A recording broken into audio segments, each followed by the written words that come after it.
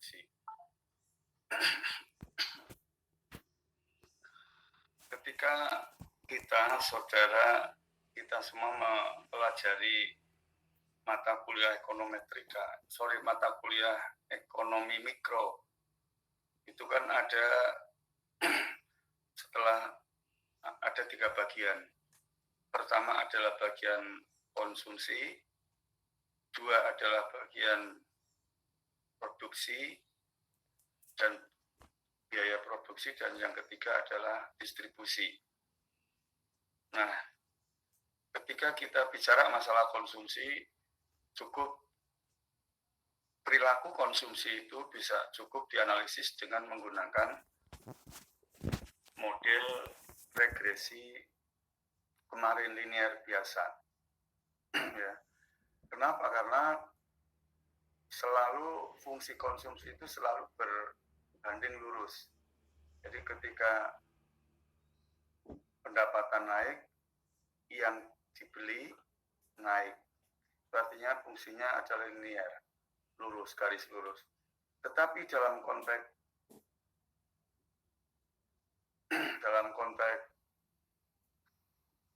produksi, termasuk biaya produksi, itu tidak seperti itu.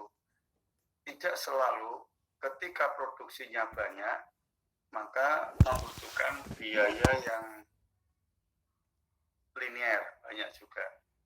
Tidak juga ketika biaya naik, total produksi naik.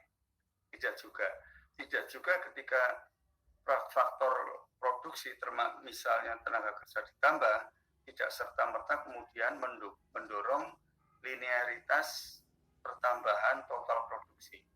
Itu tidak seperti itu.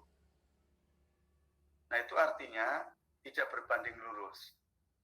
Ya, nah untuk menganalisis perilaku seperti itu adalah tidak bisa dianalisis dengan regresi linear biasa. Nah, apa yang bisa? Maka model regresinya itu adalah kita sebut salah satunya adalah model polinomial. Ya. Nah, saya sudah mengirim materi ini lewat WA, termasuk data yang akan sekaligus nanti kita lakukan praktek lewat grup lewat WA ya. Silakan saudara kalau membaca di layar ini kecil, bisa saudara langsung lihat di WA, buka di WA ya. Oke.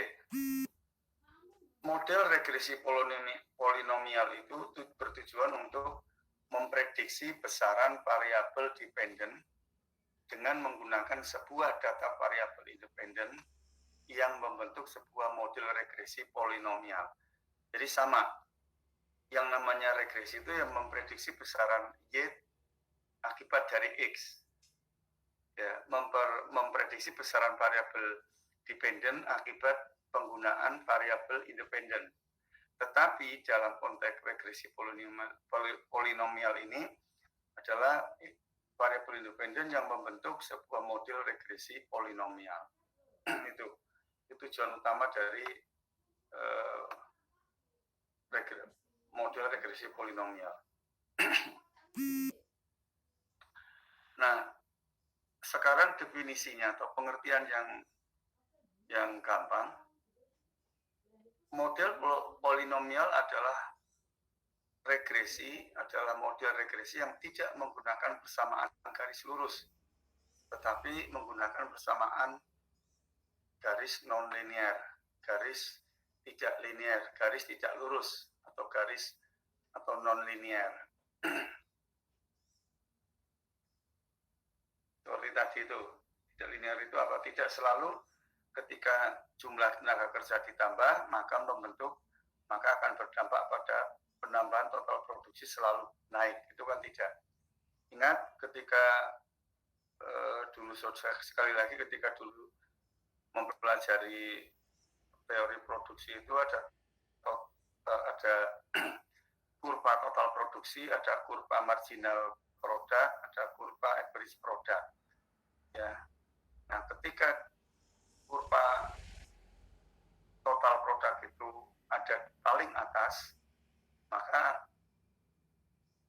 ketika kurva marginal produk ada pada titik nol, tidak ketika tambahan tenaga kerja itu sama sekali tidak menambah total produk, maka total produk itu ada di paling atas. Setelah itu total produk akan turun. Berapapun tenaga kerja ditambah. Itu ya. Itu namanya tidak linear. Bentuk ini sering diterapkan pada analisis produksi dan atau biaya produksi. Seperti judul ini nanti misalnya, seperti pengaruh output produksi terhadap biaya produksi. Logikanya, semakin banyak output yang diproduksi akan semakin besar biaya per unitnya. Akan tetapi, kenaikan biaya tersebut tidaklah linear, melainkan membentuk non-linear, misalnya berbentuk parabola, kurva, dan seterusnya. Artinya apa? Jadi, seperti tadi saya sampaikan itu, tidak, logikanya kan harusnya seperti itu. Ketika produksinya dinaikkan, maka biayanya akan naik. Nah, model regresi inilah yang kemudian nanti akan kita pakai untuk menganalisis apakah produksi itu sampai pada titik efisiensi dan skala ekonomis. Ya, dulu saya mengingatkan lagi ketika di ekonometrik, ketika di mikro mempelajari biaya produksi dan biaya produksi itu kan ada skala ekonomis. Skala ekonomis itu adalah kondisi di mana saat ada pertambahan produksi diiringi dengan rata-rata biaya produksi semakin turun. Itu namanya skala ekonomis. Nah ini akan mengukur itu, maksudnya seperti itu. Nah, regresi seperti di atas lebih tepat digunakan model regresi nonlinear. Jadi untuk menganalisis kondisi yang tadi disampaikan, maka lebih tepat menggunakan regresi nonlinear, seperti bentuk kuadratik, kubik, kuartet, dan sebagainya, dan seterusnya.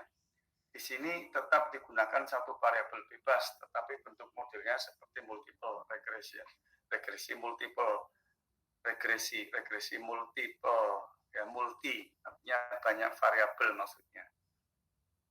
Jadi nanti yang dipakai satu, tapi ketika kita menggunakan model kubik, misalnya nanti angka 3 itu nanti hasilnya akan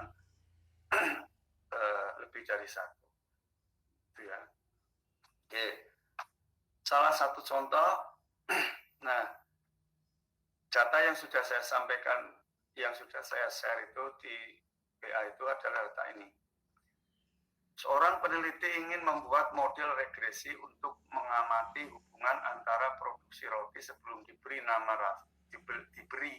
varian rasa.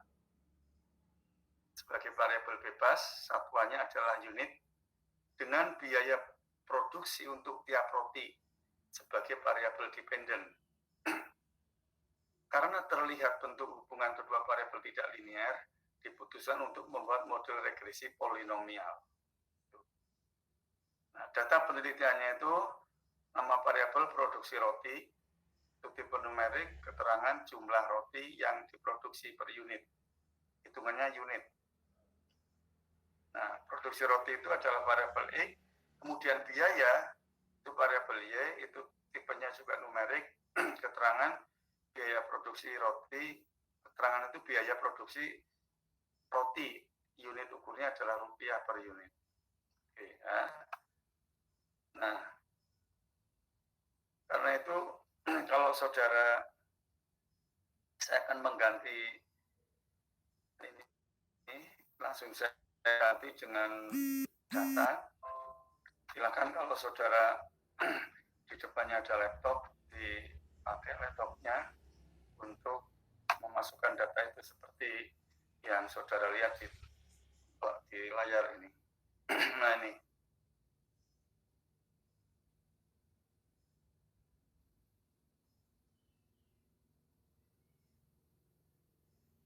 Oke, nah ini. Oke. Nah ini data ini kemudian lagi-lagi Saudara, biaya produksi itu variabel. Ini namanya biaya ya, sebenarnya variabel X ya. Ini adalah variabel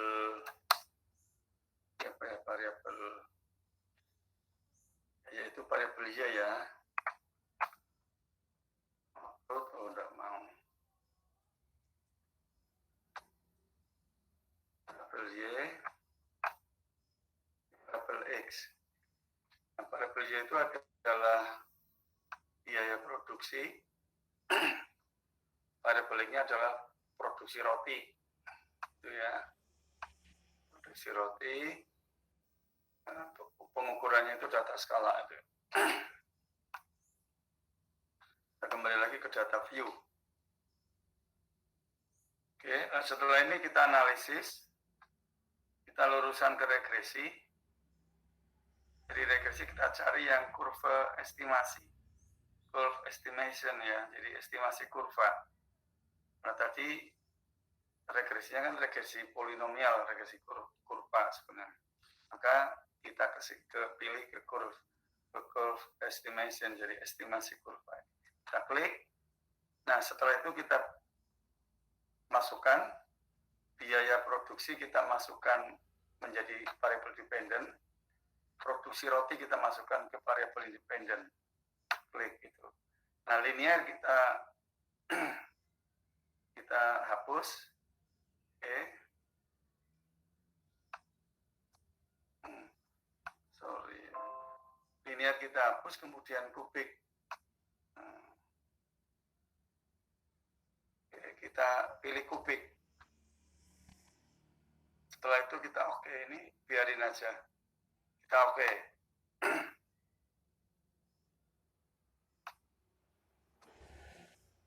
Nah, setelah kita klik akan keluar. Seperti apa keluarnya adalah seperti ini. Tunjukkan lagi.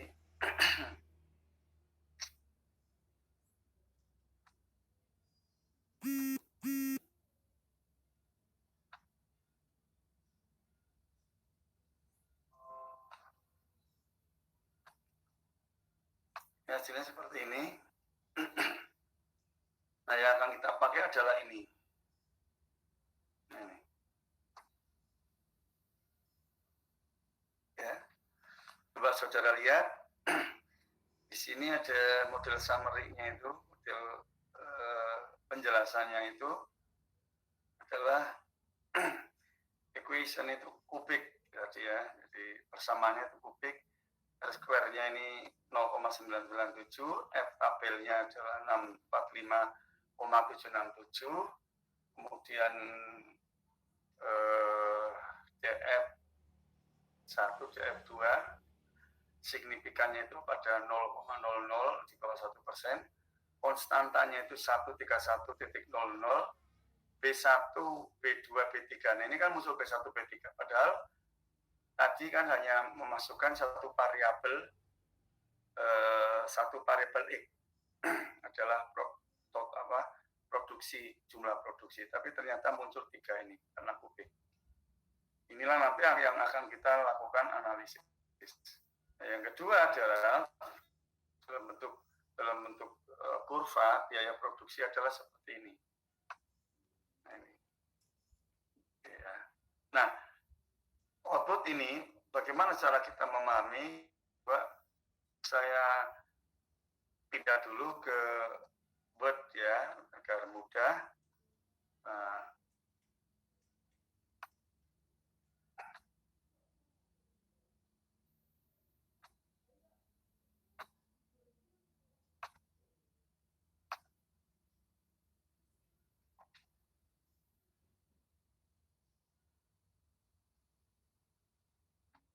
Mati.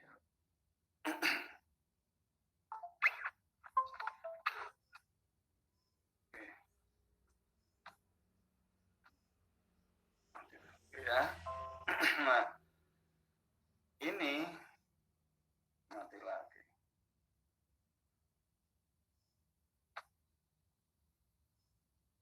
Ini kamera saya trouble ini. Sebenarnya sudah ada.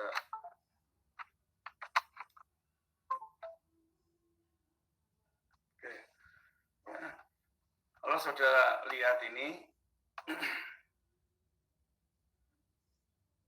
nah,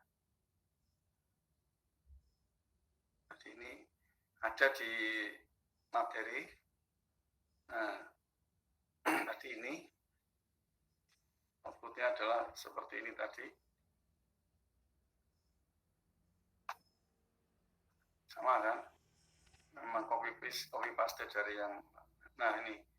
Nah, coba kita mulai analisis.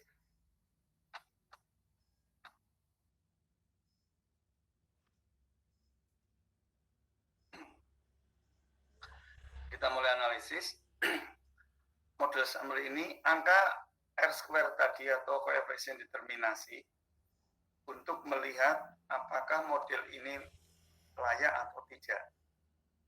Ya. Ingat, model layak atau tidak itu artinya uji determinasi model. Makanya disebut koefisien determinasi.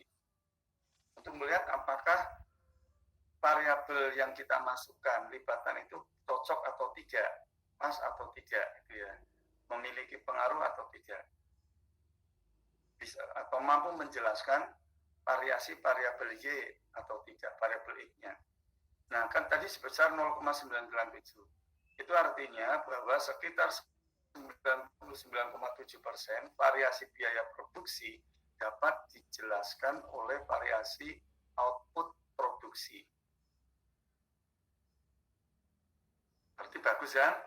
Nah, nilai 0 hanya 0,003 itu dijelaskan oleh variabel yang lain selain variabel output produksi. Berarti kan bagus sekali. Nilai ini sangat tinggi yang menunjukkan eratnya hubungan jumlah produksi roti dengan biaya produksi. Oke, satu ya. Nah, kemudian yang kedua,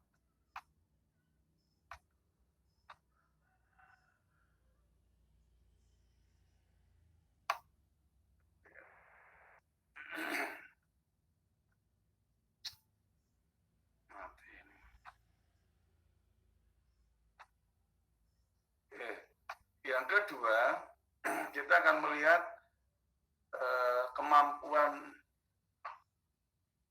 kemampuan model untuk menafsirkan, untuk memprediksi.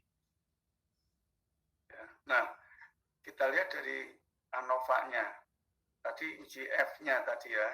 Dari uji ANOVA atau FS didapat F-hitung sebesar 645,77 dengan tingkat signifikansi 0,00 di bawah 1%.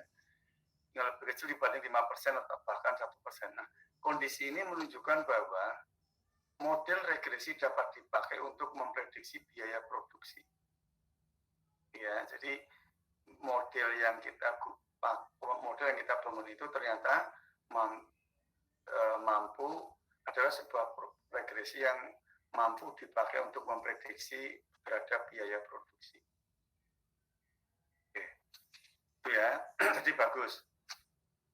Yang ketiga adalah kita jelaskan tentang grafiknya tadi. Terlihat bentuk grafis garis yang jadi terlihat bentuk garis yang non-linear. Tadi non-linear itu ini ya. Nah ini, jadi biasanya kan garis kalau yang kemarin yang regresi biasa linear kan lurus.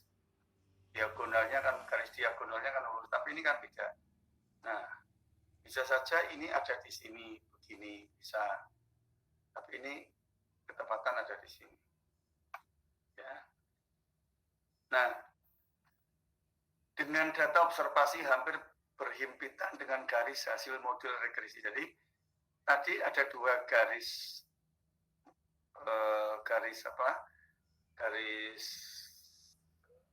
itu yang pertama garis tak terputus itu adalah garis yang dimiliki oleh data observasi atau data populasi. Nah, sementara yang garis yang titik-titik itu adalah garis sampel atau garis prediksi, garis analisis. Nah, ini menunjukkan bahwa, dan keduanya berhimpitan. Ini menunjukkan bahwa model regresi layak untuk memprediksi variabel biaya produksi. Jadi memperkuat uji F ini. Gitu ya. Nah, yang terakhir, yang keempat adalah baru membaca koefisien, estimasi koefisien regresi. Estimasi koefisien regresi. Oke. Nah, persamaannya kita bangun tadi adalah konstantanya 131,00. Ya. B1 tadi ini. Nah, ini B1 68 431, B2-nya negatif 13,945, B3-nya positif 1,003 gitu ya. Nah, ini kemudian dibuat satu persamaan regresinya adalah seperti ini. Nah, B1-nya tadi kan juga produksi roti. Ini karena produksi roti yang B1, B2 adalah kuadrat, B3 adalah produksi roti, yang B3-nya kan kubik. Jadi karena kubik maka muncul 3. Maka yang pertama pangkat 1, karena pangkat 1 ya sudah seperti ini.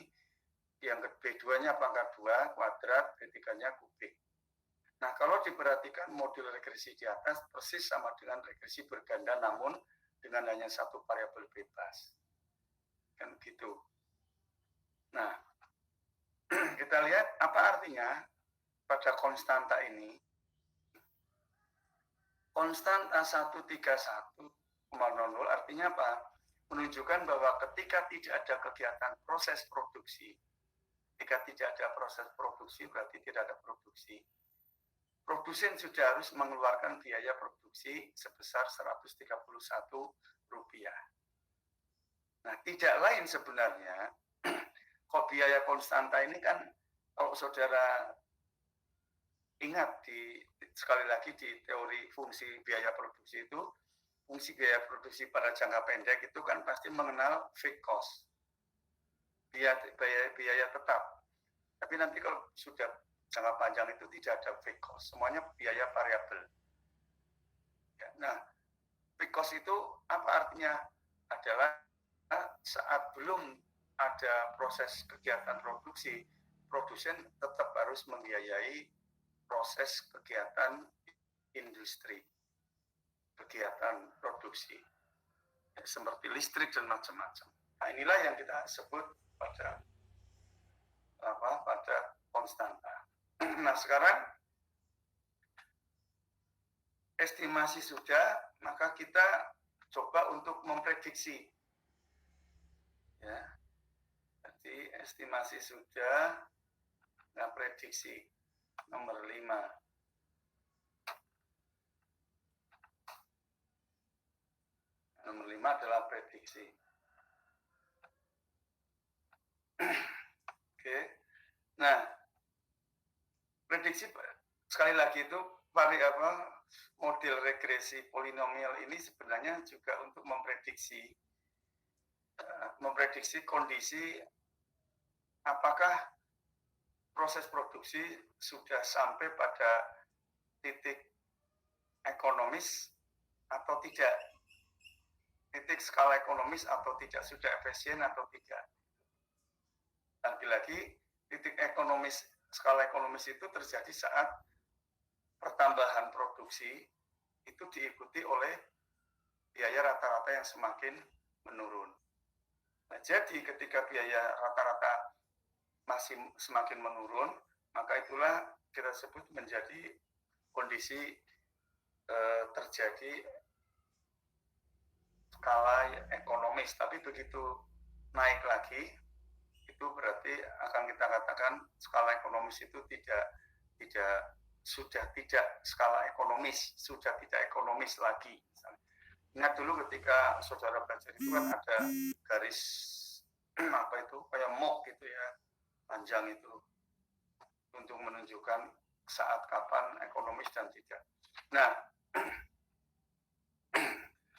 misalnya Jika produksi roti direncanakan sebesar 15 unit per hari, maka biaya produksi per unit roti tersebut adalah biaya roti 13100 plus, karena tadi plus, 684308 dikali 15. Ya. Nah, dikurang hasil dari 13.945 dikali 15. Tak ingat 15 itu adalah yang diinginkan, dikuadratkan, dan plus 1,0033 dikali 15 yang pangkat 3 karena kubik. Nah, maka hasilnya adalah seperti ini. Artinya apa? Biaya produksi, prediksi untuk produksi 15 unit per hari itu ternyata biayanya 100.405,975 atau dibulatkan menjadi 1.406 rupiah per unit. Itu ya. Bulatkan menjadi ini.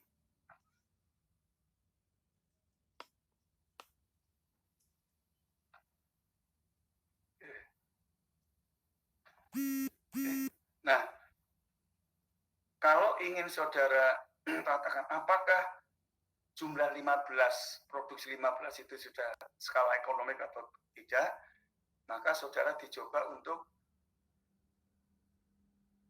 memprediksi kalau misalnya 17 misalnya. Nah, ketika 17 ini biaya rata-rata. Biaya rata-ratanya itu lebih kecil dibanding 1.406 atau tidak? Kalau lebih kecil dibanding 1.406 berarti skala ekonomisnya itu antara 15 dan 17 justru pada produksi 17. Kalau kemudian produksi 17 masih lebih tinggi dibanding 1.406, maka berarti skala 15 itu terjadi skala ekonomis dibanding 17. Itu ya.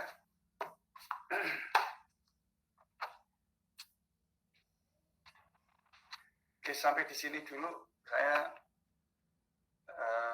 kalau ada pertanyaan, suara saya agak hilang.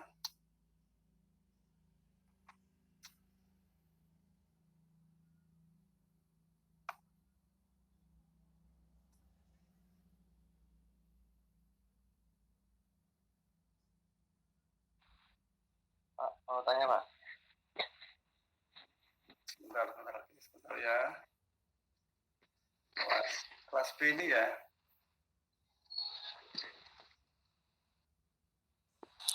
Ya, Pak. B ya. Sebentar. Silakan Pak E. Itu koefisiennya harus ada 3 gitu, Pak. Nah, itu akan yang B1, B2, B3 itu. Itu karena kubik maka akan muncul itu. Ketika kita lakukan dengan rumus-rumus manual juga akan keluar 3. Gitu ya. Berarti sudah otomatis ya, Pak? Iya, sudah otomatis.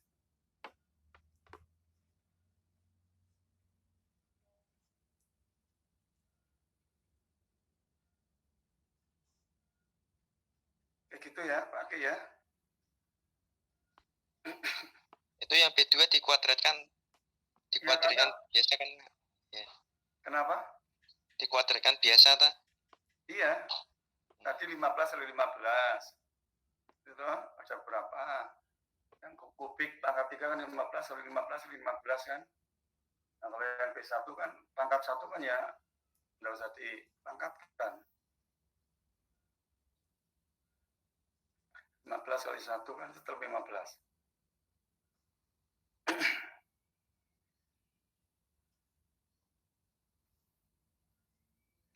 Itu ada lagi?